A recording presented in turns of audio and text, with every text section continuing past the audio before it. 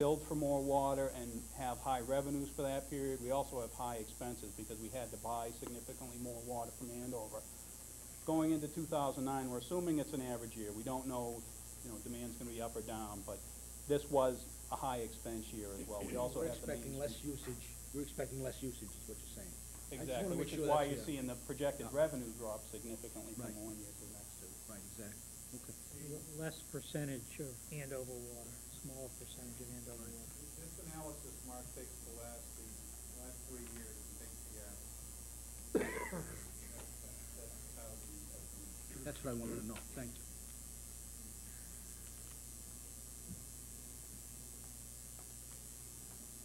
Any other questions? Mr. O'Leary? Just on the option 4 here, as far as creating that third tier rate, right? So there's approximately, in the notes here, approximately 60 accounts, and it would generate $22,000 per winter quarter and $44,000 per year. This is additional revenue. Is that in addition to, could be a 2% increase plus the third tier? Just a double hit on that?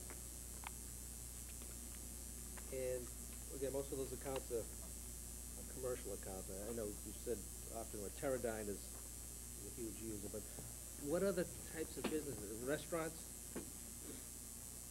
What else do we have in town that is big water users? You have the 60 accounts. Yeah, Are any of them households? in the winter period, there will be no households affected by it. During the summer, there were a number of households that jumped into that rate just due to outdoor watering. But during the wintertime, primarily the larger businesses on Main Street out on Concord Street. The Walmarts do trigger it. As you mentioned, the restaurants, the big postal facility always uses that much water. The Teradynes, that type of facility.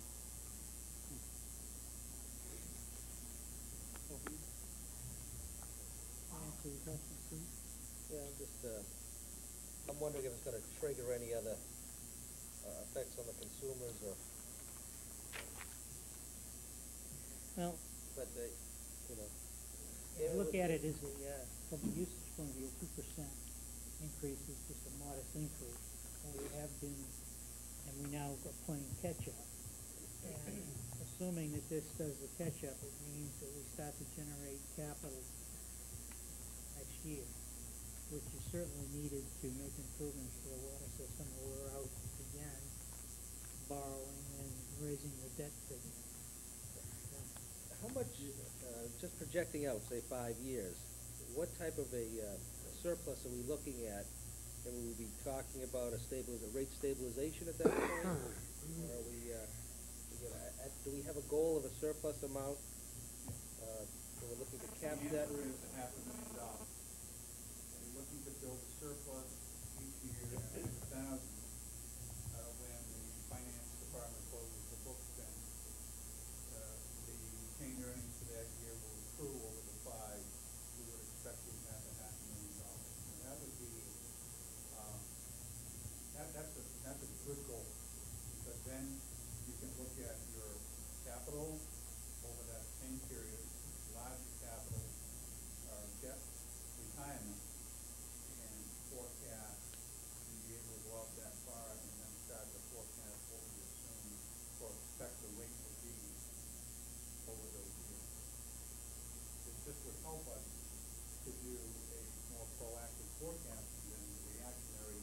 Right, there's no doubt over the last few years, we've done an awful lot of catching up on making up for our deficit. But at some point, when can the ratepayers begin to anticipate, a leveling off of the rates and a stabilization of them rather than, with this suggestion or recommendation to us, what do we anticipate? Do we anticipate coming back in the next 4 or 5 years for a rate increase? Well, we're obligated to revisit it every year. I understand that. But So that's the answer. We're certainly not going to be in a position ever to say that this rate is good for the next 5 years. That would be inappropriate based on the acceptance of the goals of the water commissioners and the department. If you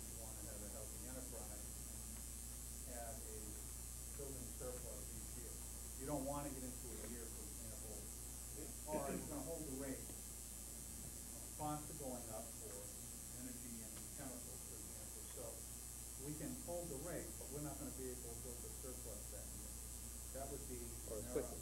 That would be an error, because if we run into some circumstances like we did this year, unexpected emergency break of a large caliber, that'd wipe you right out, that'll wipe out that $100,000 easy.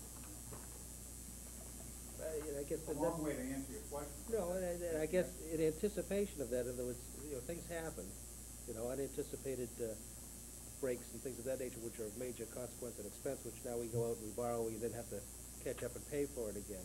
But as we're trying to build our surplus over 5 years of $500,000, if we can't do it in 5 and it ends up being 7, I mean, are we still gonna try to, is the mindset right now, the recommendation to stick to the 5-year goal of $500,000, and if we have a major break, come back for a rate increase? Or are we looking to stretch it out over a 6 or 7 year period? Without looking at our bond retirement, I guess the answer is that we would try to stretch that out a longer period if that retirement is parallel to that as well. Don't forget, that as I said Saturday, this generation is reinvested in the water system in its entirety. And ultimately, we have 1 or 2 more substantial capital improvements that we need to do. One is the holding tank I mentioned on Lakeside. There may be some DEQ requirements coming back at us that may cause us to do some additional capital. But in looking at that, that is the best way to answer your question. Over time, once the system goes from new to really mature, then you have dramatic decrease in debt service opposed to rising costs, operational costs. That will drop off much sharper than the operating costs. So then, for example, then we could be coming in here saying it's a 1% increase or a half of 1%, and meeting the goals that are established by the law. David, is it safe to say that in terms of the entire water system, the only way we can increase capacity is by buying water from Andover? Right, right now. We are restricted in terms of drawing water out of the Ipswich River Basin, correct? So capital expenditures for water are gonna be related to improving water quality, dealing with maintaining the infrastructure, additional growth in the community in terms of users. But the capacity itself is basically buying water from Andover or somebody else. And don't forget, we're in the Water Management Act. The DEP again is trying to restrict us more from drawing than what we already have. That's an ongoing task as well. So there's a possibility that we could actually end up Buying more. buying even more because we have a diminishing capacity. That's correct. You have a cap, it could be the lower cap over time. Our new, the new Water Management Act regulations just came out, and going back to what we were talking about, they have very stringent water conservation requirements in there where if you trigger a certain amount, you have to implement mandatory water conservation, which is gonna have a negative impact on the water rate for pretty much every community. So if you're forced to make your consumers buy less of your product, the cost of that product will go up.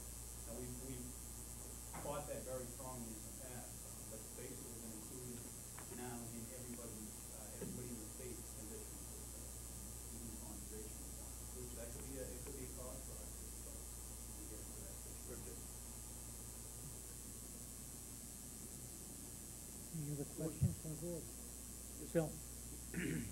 Going back to this, to the increase in what Steve was mentioning about the 5 years and all that, in theory then, for where we are right now, because we've handled the deficit, this proposals handling the deficit.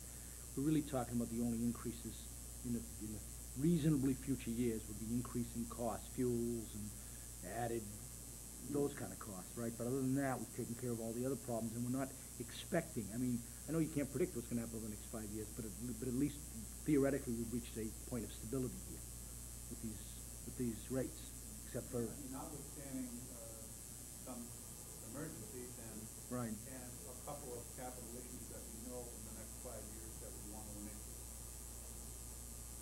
Okay. Just getting to those capital projects that we know we want to initiate, is that factored in or not? I'm not so sure they're factored into what you're suggesting here.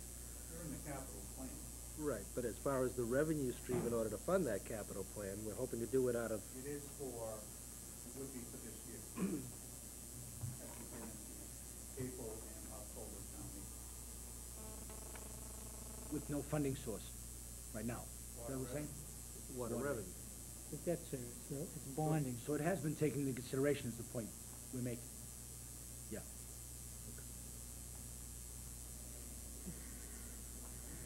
Yeah, I just don't wanna see those issues that we know are on the table shock this proposal as not being enough. And I believe I'm not in favor of raising things through the roof, but if we're anticipating things and we know what our costs are, and we have a goal of building up a surplus of X number of dollars in a certain time frame, and we know the capital projects are coming online, I guess my question is that all anticipated in what's being proposed here, or should we? It hasn't been by, science, it's been by a shell game. We've been sliding off the capital, in relationship to the retirement of the debt service. Right, So okay. one has to go out, the other one come in and get credit to stabilize the war. As we mentioned, this is the high year for the debt service. We're dropping $100,000 next year, drop, $20,000 or $30,000 subsequent years, and then starts to tail off pretty quickly as well. But $595,000, I think, was our debt service this year. It drops to $470,000 or something next year. So the capital project, there's two ways to fund them. One is through this generation of a surplus, but the other is through as that debt service retires. We're trying to, time the Match it up. timing of those major projects so that they take advantage of that roughly. Okay. Okay. Mr. Hanlon? Just a couple other comments, going back 15 years. The CPC met with the board in terms of the accelerated growth in the town, and whether the town, the board of selectmen, should consider bringing from permit and development in relationship to the lack of infrastructure to support the rapid growth.